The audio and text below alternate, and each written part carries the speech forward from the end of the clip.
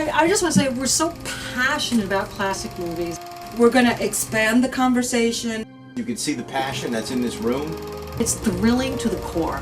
Put a new spin on some vintage films. It's classic movies and more. Hi, I'm Aurora, and I'm here with Annmarie Hey. and Laura Grieve, and a very special guest, and we're here in a very special place. This is Wyatt McCrea, grandson of Joel McCrea and Frances D. And thank you, first of all, for spending some time with us today. Well, good afternoon, and thank you guys for being here. Welcome to the McCrea Ranch. Thank you so Thank much. you so much. So tell us a little bit about where we're sitting right now. Well, right now you're sitting on the porch of my grandparents' home, which was built in 1933, and you're sitting in the exact spot that they spent a lot of time in. So, how does that feel? Look at the smiles on our faces. How does that feel? Look at the It smiles. feels pretty darn good, I have to tell you. That's great. That's great. Well, this is a very special place for me. I spent a lot of time here as a kid, and it was just a wonderful experience to be able to visit my grandparents here and to spend time on the grounds and play around and just have fun as a kid. It was a great place to be. No, that's wonderful. Now 1933 is when Joel McCrea bought the ranch. It's also the year they married. That is, he bought the ranch in the spring of 1933, started building the house in the summer of 1933, and got married to my grandmother, Frances D., in the fall of 1933. So that was a big year for him, for both of them. That's pretty amazing. Now, I did read that they were married in New York. They did get married in New York. Actually, my grandmother had taken a trip back there. She was on location, actually. She was doing a picture back there.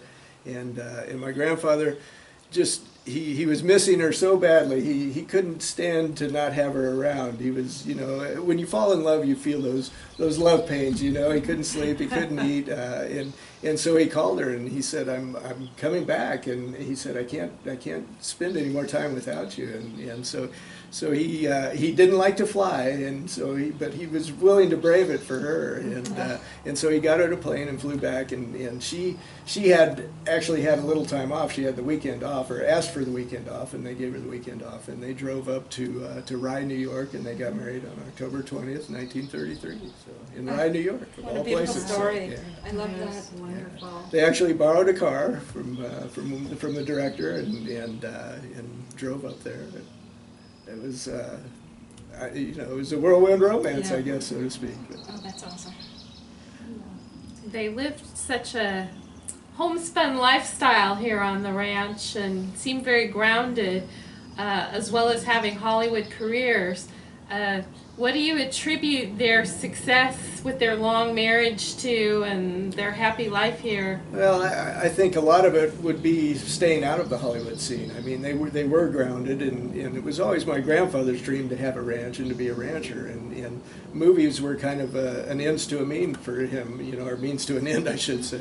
You can edit that. Yeah. A means to an end for him, because that's what he really wanted to do, and it really started with his college drama professor, who told him, you have some talent and you might be able to buy that ranch a lot sooner by acting, and so eventually that's what he did. But they realized that they didn't want to raise their family in the midst of Hollywood and all that was going on there, and I think the ranch is what really kept them grounded. They were out here, out of the Hollywood party scene, and not being tempted, so to speak, with all the things that go on in that particular world, and it was a good balance for them. I mean, they loved their careers. They loved acting. Both of them did, and they enjoyed the people that they were around during their acting careers.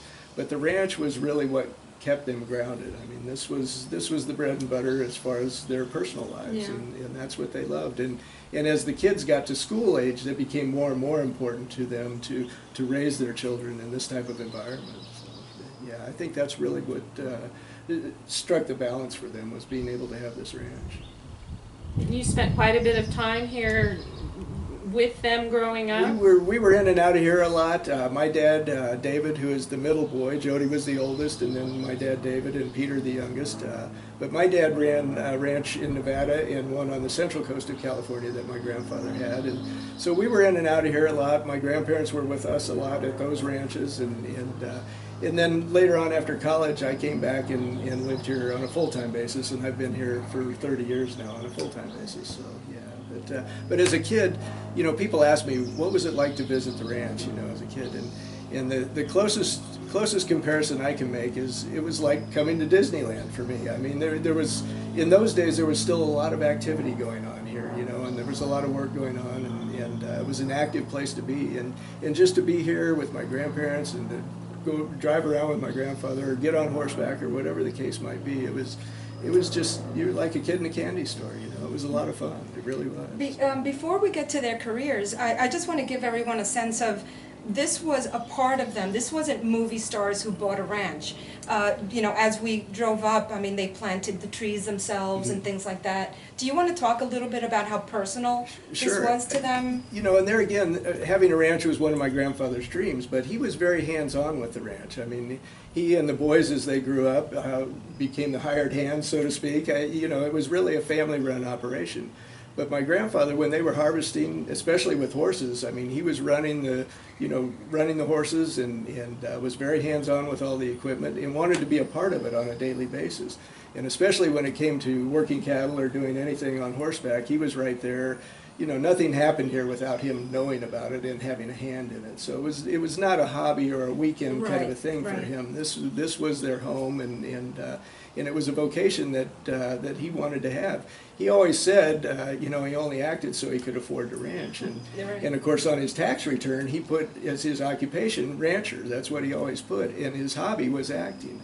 And of course he got questioned on that one year. He took some deductions for the ranch, and the IRS auditor came out, and he just held out his hands and he said, "Mister, I didn't get these calluses from acting." And so that's, you know, that's what he was. He was very hands-on, and he taught the ranching profession to my dad and my uncles as well. So yeah, it was a part of their life. Yeah.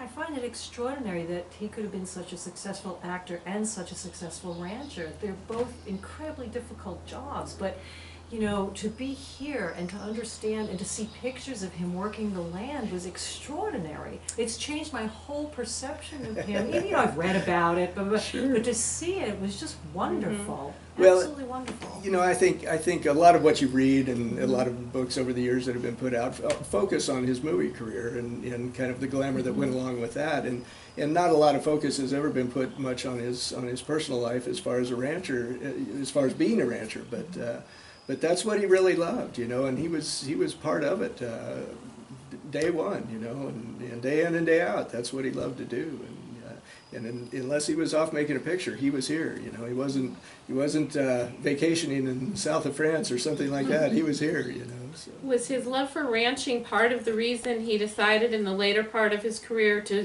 focus on only being in Westerns? I think that had a lot to do with it.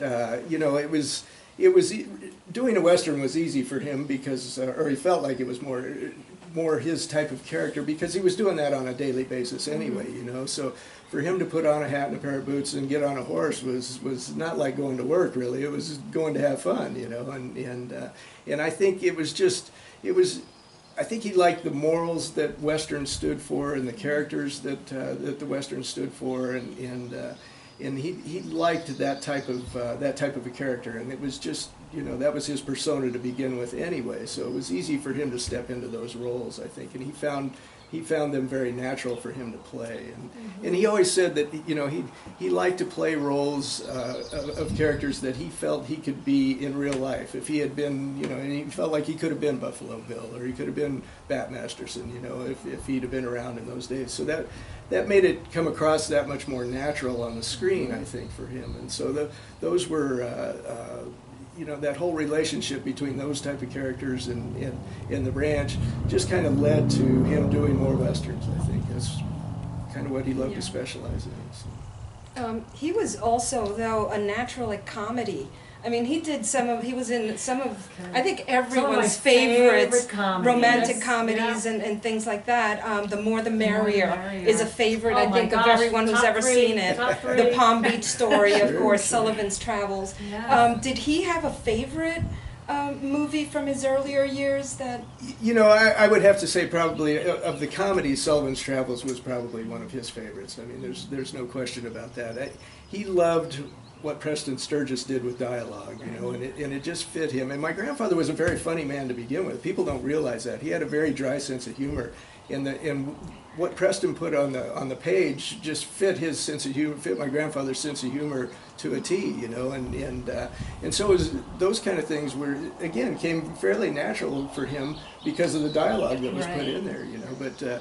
But my grandfather was great at teasing and practical jokes and that sort of thing, and that actually came from his father. It was, from what he told me, it was the same way, you know. But he loved doing comedy. I think if he hadn't done westerns, he would have probably specialized more in comedy, but because he loved doing those, they were a lot of fun for him. So, yeah. And of course, the fact that, you know, Preston came to him and said, "I wrote this for you," you know, just blew him away to begin with, because he thought, nobody's ever written anything for me, you know. Well, that's pretty impressive. One of the greatest writers in no Hollywood. question, you know. When my grandfather first read Sullivan's Travels, he said, "This would be great for Cooper," and Preston said, "I didn't write it for Cooper, I wrote it for you," you know. Right. Which just really surprised him, but I mean, that's a great film. Yeah. And Palm Beach Story as well, you know. Yeah. Just, I probably can speak for everyone, but I also love Foreign Correspondent, the film he did with Hitchcock. Any stories? Did he ever talk about that one? well, he had a great time, you know, doing Foreign Correspondent, mainly because of Hitchcock. He loved to imitate Hitchcock, you know, and he would come and sit here on the porch in a chair and, you know, do but a great story from Foreign Correspondent was, you know, they were doing kind of a long, intensive scene, and my grandfather kept waiting for Hitchcock to say cut, and he never did, and he finally looked back, and Hitchcock was sound asleep in his director's chair, you know.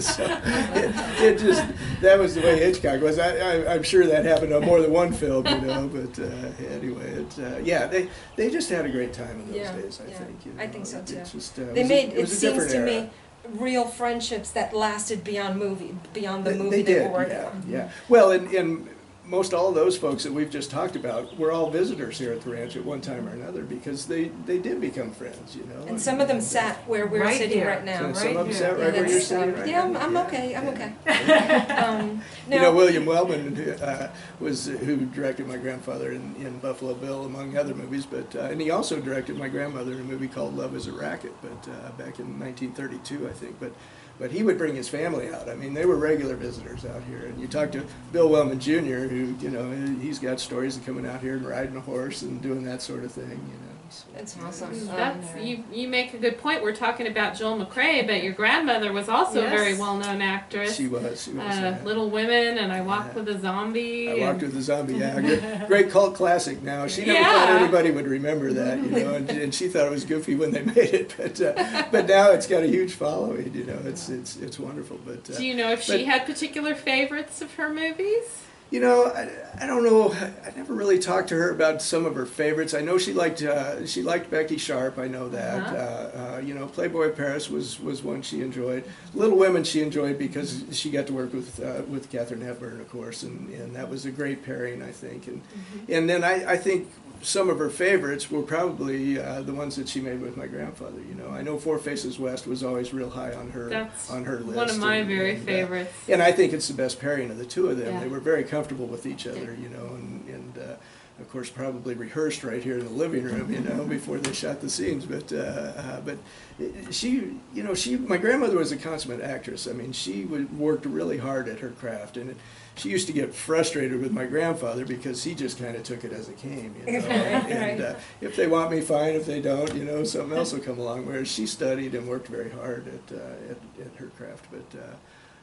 But she was a great actress, and of course people don't remember her that much because after she started having a family, she backed her career off and did, you know, just approximately one picture a year from there on out until she retired.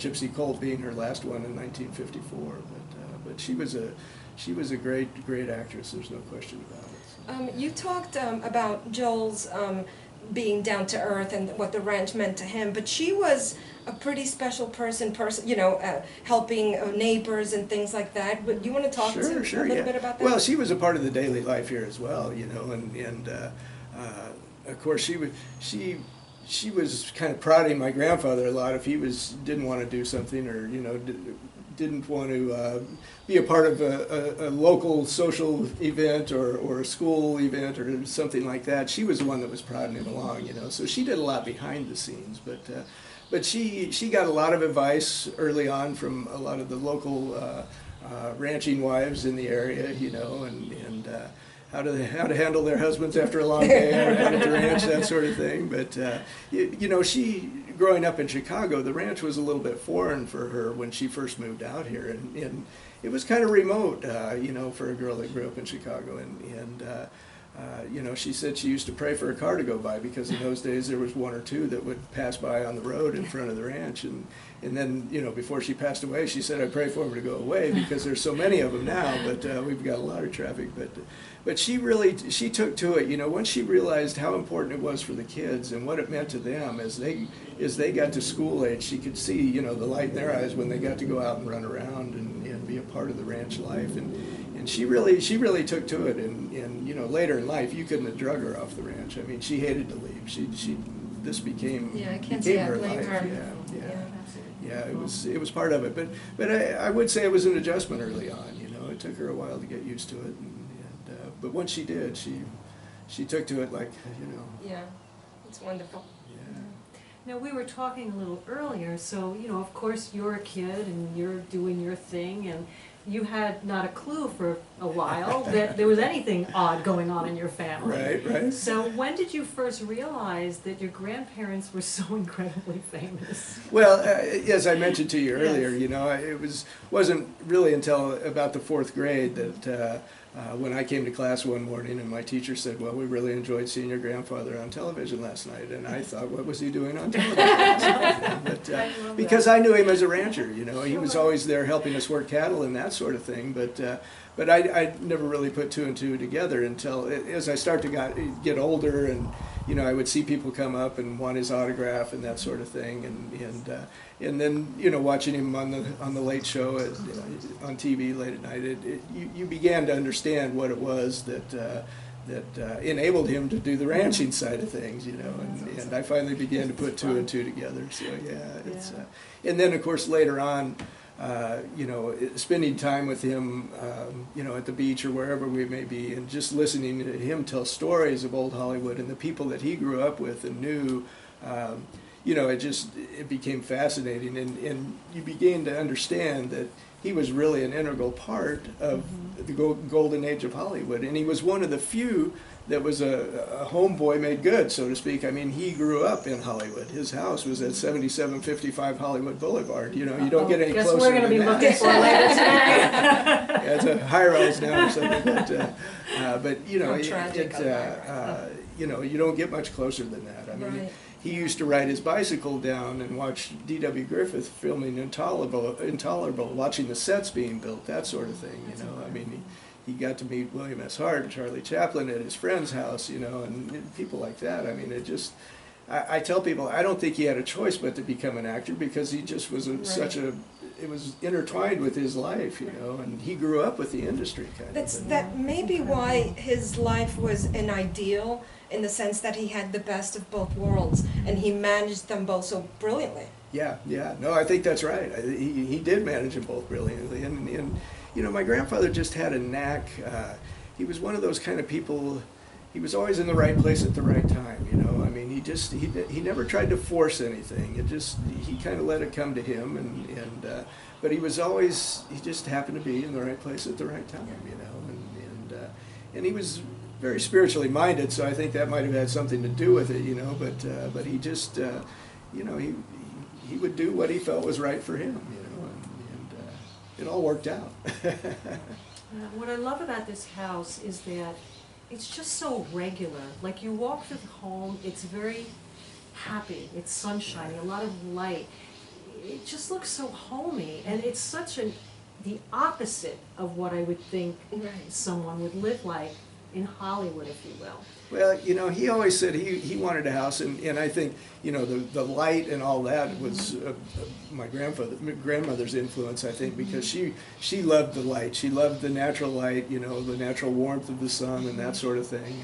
But he always said that he wanted to live in a house that he could put his feet up, that he could come in and feel comfortable, putting his foot up on the table or whatever it might be. You know, you go to a lot of stars' homes and it is so perfect and pristine, you don't want to touch anything. You know, and he didn't want to live like that. I mean, he wanted to be able to use his home, you know, and enjoy it and feel comfortable there. So that's and they both were that way. I mean, they were both very down to earth, very unpretentious people that just enjoyed life. They lived life. They really did. Yeah. You've told us how your grandparents were very involved in the community. We know they were philanthropic, and now the ranch was donated to the local park district and is open on occasions to the public. If you could tell us more about that? Sure. In 1995, we donated what's left of the ranch, a little over 200 acres. That doesn't include the wildlife preserve, which was donated back in the 70s. If you include that, there's about 355 acres left of the original ranch, which was originally about 2,350 acres. So there's a little over 300 acres that's left of the original ranch, and we donated it to Conejo Recreation and Park District, which is our local park district in this area. And we had all the buildings placed on the National Register of Historic Places. And the main reason that we donated it was really so that it wouldn't be developed. We didn't want to see, you know, the buildings torn down and the ranch turned into condos or something of that nature. So it was really important to my grandmother before she passed to know that everything was going to be saved. And so that was really the impetus behind the donation. In 2011, we built a little visitor center here.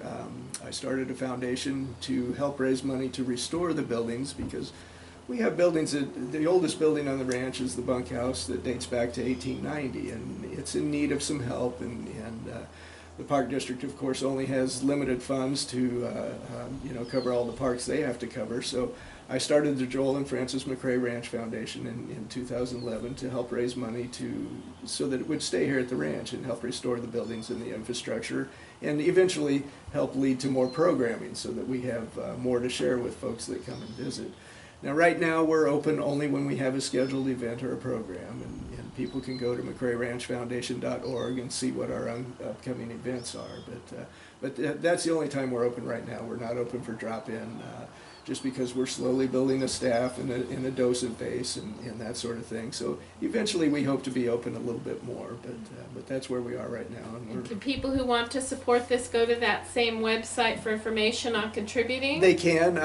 There's an address there that people can mail in donations if they feel so moved, and we hope they do. But it goes to a good cause. Yeah, absolutely. I want to add just that this is not only a treasure for film buffs, you know, that we have so many friends that are film buffs, but it's also on American history.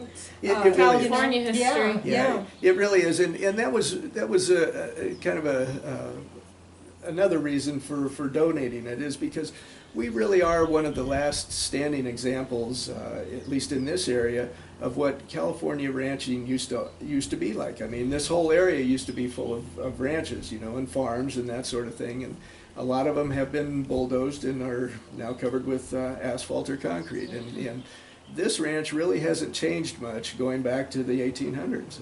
You know, there have been a few building additions and that sort of thing, but really it is one of the last standing examples of what ranch life used to be in this area, in the Southern California area. It's such a beautiful place. It really is. We took some film, so we'll share some of the landscaping with everyone later, but it's so serene, it's so beautiful, it's hard to believe it's so close to the craziness. And thank you so much for sharing it with us today. Oh, it's been my pleasure to It's been a wonderful, wonderful morning. Wonderful. It's a very special place to me, and I hope your viewers will feel the same. Oh, absolutely, without a doubt. We'll try to. Actually, I don't even think we have to say it. I think on our faces you can tell how special just sitting here is. So thank you again. It's a great spot. Wonderful spending time with you. Appreciate everybody being here. And thank you again. Thank you for tuning in.